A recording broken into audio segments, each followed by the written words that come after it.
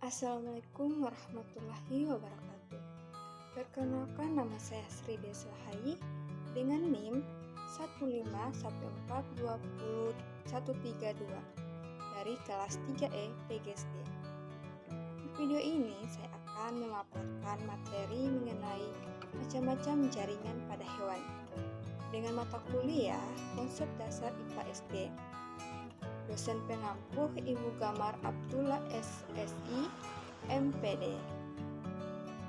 Pada jaringan hewan memiliki macam-macam jaringan. Langsung saja kita mulai dengan yaitu jaringan epitelium.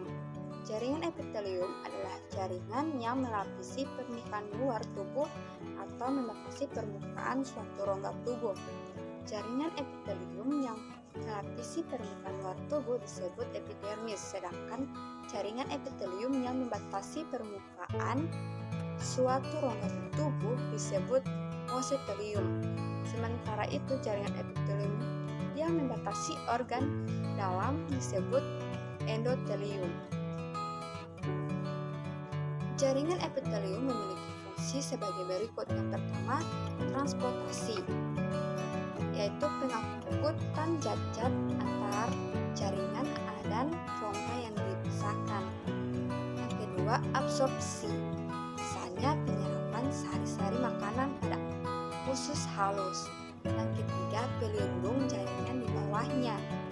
Dan keempat, sekresi, menghasilkan zat atau enzim dari epitelium membran maupun kelenjar. Yang kelima yaitu ekskresi, membuang sisa metabolisme air, karbon dioksida, dan garam-garam tertentu.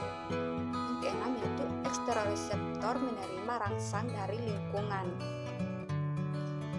Jaringan epitelium juga dibedakan menjadi 5 bagian. Yang pertama yaitu epitelium pipih. Epitelium pipih tersusun dari sel-sel yang berbentuk pipih seperti lembaran dengan inti sel tampak seperti cakram. Epitelium juga dibedakan menjadi 2 macam. Yang pertama, epitelium pipih selapis merupakan epitelium yang tersusun dari selapis sel berbentuk pipih. Yang kedua yaitu epitelium pipih berlapis merupakan epitelium yang terdiri atas lebih dari satu lapis sel berbentuk pipih, akan tetapi pada lapisan sel-sel yang lebih dalam bentuknya dapat berupa kubus atau silindris. Epitelium kubus atau kuboid. Epitelium kubus tersusun dari sel-sel yang berbentuk kubus dengan inti sel berbentuk bulat di tengah. Epitelium kubus dibedakan menjadi 2 macam, yaitu epitelium kubus selapis merupakan epitelium yang tersusun dari selapis sel berbentuk kubus. Yang kedua yaitu epitelium kubus berlapis merupakan epitelium yang terdiri atas lebih dari satu lapis sel berbentuk kubus. Terdapat pada kelenjar keringat dan kelenjar minyak, berfungsi untuk proteksi, sekresi, ekskresi, dan absorpsi. Berikutnya epitelium silindris. Epitelium silindris tersusun dari sel-sel yang berbentuk heksagonal, panjang silindris.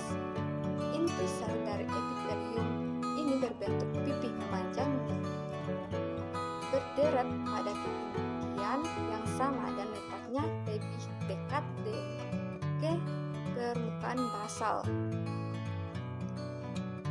Epitelium silindris dapat dibedakan menjadi 3 macam. Yang pertama yaitu epitelium silindris selapis merupakan epitelium yang tersusun dari selapis sel berbentuk silindris. Berikutnya epitelium silindris berlapis merupakan epitelium yang terdiri atas lebih dari satu lapis sel berbentuk silindris pada permukaannya, akan tetapi sel-sel pada lapisan bermassa relatif lebih pendek dan berbentuk polihedral, tidak teratur. Yang ketiga, epitelium silindris berlapis yang bersila merupakan epitelium yang tersusun dari sel-sel dengan inti sel tidak sejajar sehingga seolah-olah epitelium tersebut terdiri atas banyak lapisan. Berikutnya yaitu epitelium transisional. Epitelium transisional tersusun dari sel-sel yang bentuknya dapat berubah-ubah dong. Bagian basal terdiri atas sel-sel kubus hingga silindris.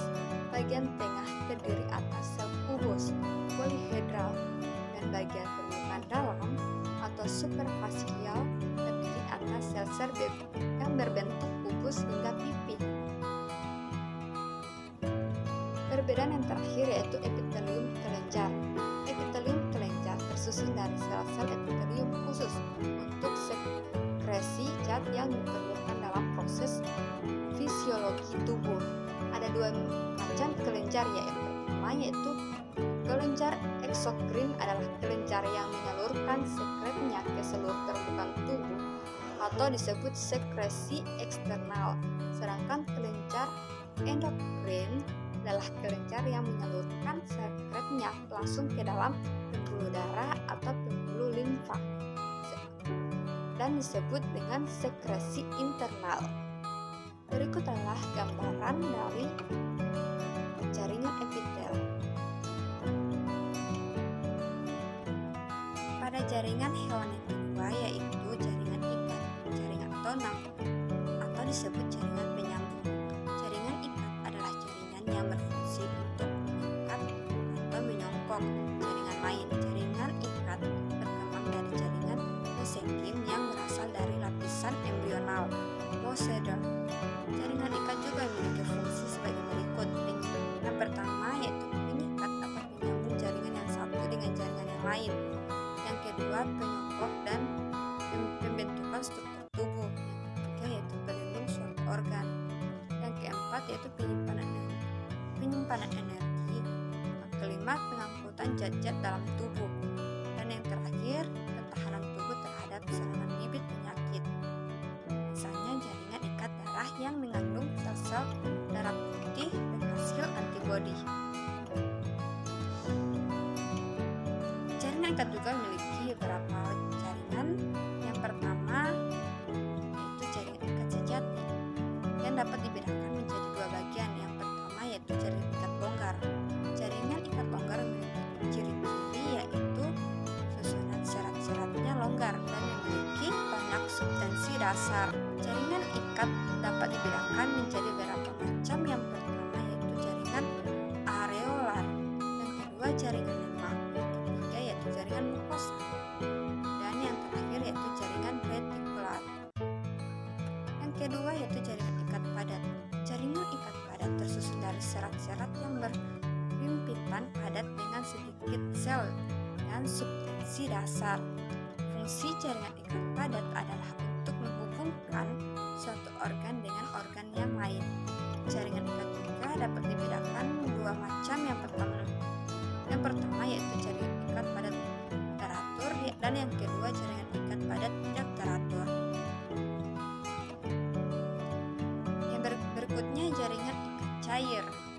Jaringan ikat cair adalah jaringan ikat yang sel-sel penyusunnya terdapat di dalam suatu matriks berupa larutan atau berbentuk cairan. Jaringan ikat cair terdiri atas jaringan darah dan jaringan limfa. Jaringan darah terdiri atas plasma darah, trombosit, dan sel-sel darah. Plasma darah berupa cairan yang mengandung berbagai macam protein, asam amino, peptida, enzim, hormon, vitamin, dan mineral. Sedangkan jaringan limfa atau getah bening adalah cairan yang dikumpulkan dari berbagai jaringan dan dikembalikan dalam aliran darah. Dan yang terakhir yaitu jaringan ikat penyongkok. Jaringan ikat penyongkok adalah jaringan ikat yang berfungsi sebagai penyongkok tubuh. Ada dua macam jaringan ikat penyongkok. Yang pertama yaitu jaringan tulang rawan. Tulang rawan merupakan hasil spesialisasi dari jaringan ikat beserta yang berserat dengan matriks elastis. Yang kedua yaitu jaringan tulang keras. Jaringan tulang keras polos tersusun dari matriks dan komponen seluler. Matriks tulang sangat padat dan kaku mengandung glikosa minoglikas. Jaringan tulang keras yaitu jaringan tulang keras tersusun dari matriks dan komponen seluler. Jaringan otot.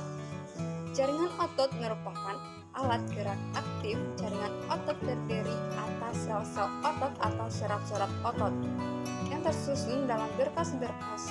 Setiap sel otot memiliki membran yang disebut sarkolema. Sarkolema memisahkan sel otot satu dengan sel otot yang lain. Sel otot juga memiliki sitoplasma yang disebut sarkoplasma. Adapun perbedaan jaringan otot polos, jaringan otot lurik, dan jaringan otot jantung. Yang pertama yaitu pada inti sel. Jaringan otot polos hanya memiliki satu inti di tengah. Sedangkan jaringan otot lurik banyak inti di tepi. Dan jaringan otot jantung hanya memiliki satu inti. Yang kedua pada sifat kerja. Jaringan otot polos memiliki sifat kerja tidak menurut kehendak. Sedangkan pada jaringan otot lurik memiliki sifat kerja menurut kehendak. Dan jaringan otot jantung sama seperti pada jaringan otot polos, yaitu tidak menurut kehendak. Yang ketiga yaitu reaksi terhadap rangsang. Jaringan otot polos memiliki reaksi terhadap rangsang sangat lambat, dan jaringan otot lurik memiliki reaksi terhadap rangsang sangat cepat. Dan jantung sama seperti pada jaringan otot polos, yaitu lambat.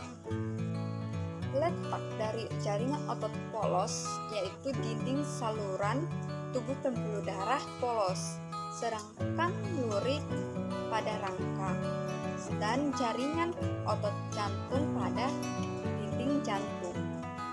Yang terakhir dari jaringan hewan yaitu jaringan saraf. Jaringan saraf adalah jaringan yang berfungsi untuk menghantarkan impuls atau rangsangan. Jaringan saraf menghantarkan impuls dari alat-alat indera ke pusat saraf atau otak dan sumsum tulang belakang, serta menghantarkan impuls dari pusat saraf ke organ lainnya. Jaringan saraf tersusun dari dua macam sel, yaitu neuron atau sel saraf dan neurofila, yaitu sel penyongkok. Neuron atau sel saraf. Setiap neuron terdiri atas badan sel, dendrit, akson atau neurit, selubung myelin, sel sekuan, dan nodus ranifer seperti pada gambar berikut.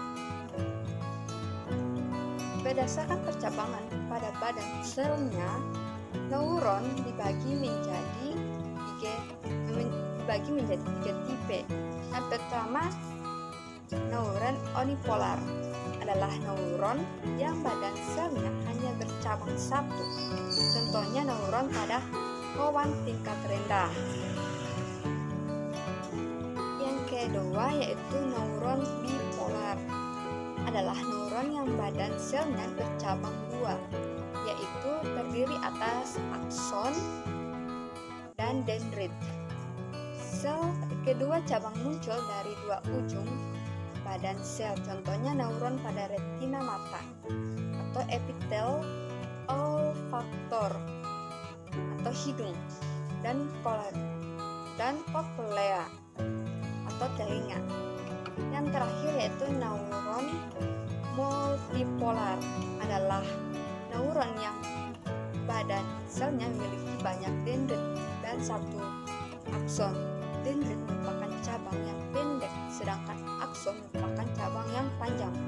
Contohnya yaitu neuron motorik yang keluar dari sumsum tulang belakang. Yang kedua dari jaringan saraf yaitu neurogila. Neurogila memiliki fungsi sebagai berikut. Yang pertama, menyediakan nutrisi bagi sel saraf.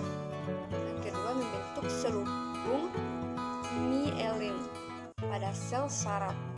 Yang ketiga, mempertahankan keseimbangan tubuh. Dan keempat, menyatukan jaringan pada susunan saraf pusat. Dan yang terakhir yaitu berpartisipasi dalam transmisi sinyal sistem saraf.